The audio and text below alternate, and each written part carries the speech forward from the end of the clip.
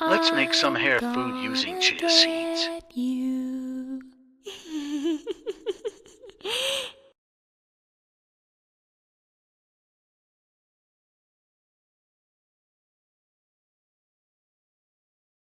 Hey everybody, it's Kina. I'm coming to you all with a video on how to make chia seed hair gel.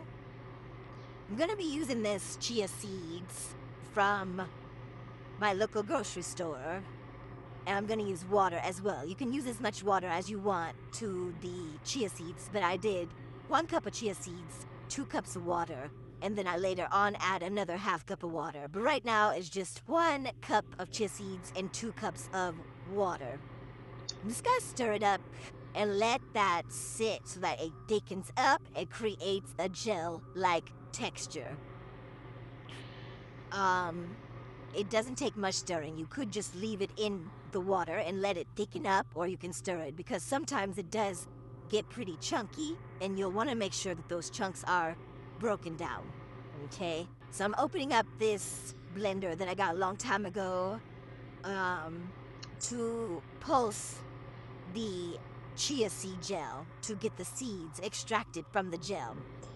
Now, I thought, and oh my goodness, look how thick it's starting to get up. I think it was only 10 minutes that it sat in the water, and it's already starting to thicken up. So, you can tell that it's ready when it gets really thick, like this.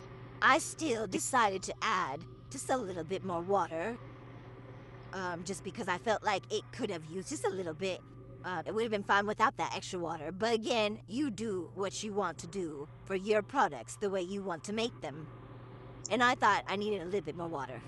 So now, after stirring and getting it pretty thick and letting it sit, I am going to set up what I'm going to use to strain the gel from the seeds. So initially I thought I was going to be able to use my food mill, which I use for my flaxseed gel.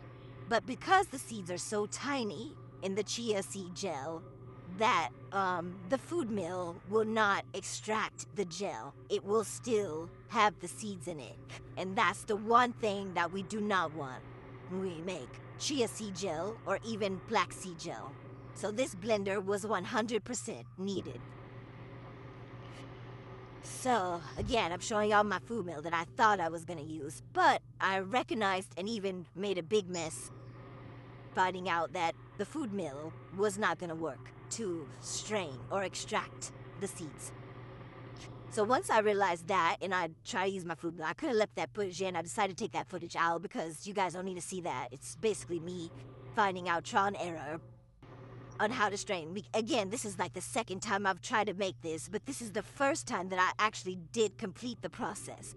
And this is the part where I got stuck. So before, like I said, I tried to use my food mill. When this time I actually used one of my wig caps to squeeze and extract. And this will get a little messy, y'all. But believe in yourself. The more messier it gets, the better you'll be able to see if the product works for you specifically. You'll be able to have the product on your hands. You'll be able to feel the texture and imagine how it will feel in your hair. And just by doing this process, I was able to confirm that this would do very well on my hair. And while I'm in braids, I am going to be using this. I'm going to actually use it as somewhat like a mask to do like a co-wash with my braids. I'm going to place the chia seed gel onto my braids, leave it in for about 30 minutes to an hour, and then rinse my braids off. So that's why I'm making the chia seed at this particular timing.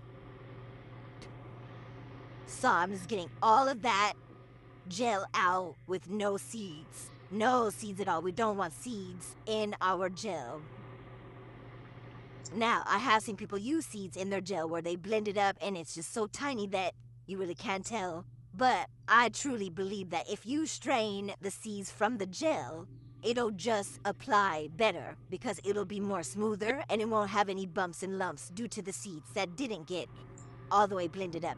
So I'm using an empty can. I save my empties specifically for this reason, so that way I can fill my jars right back up with my homemade natural products. So as you see, it's a big mess. I'm still gonna see if I can get just a little bit more out of the straining process. So again, it's all over. My hands are getting it. My fingers are feeling very lubricated, which is how I'm gonna want my hair to feel. And just this texture, oh my gosh, I don't even know how to compare this texture.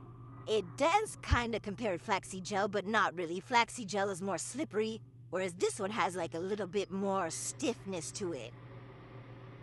So there goes the last of it. And I do put jojoba oil in here and a little bit of shea oil in here so that it can be preserved just for a little bit, even if it's just 1 or 2 days.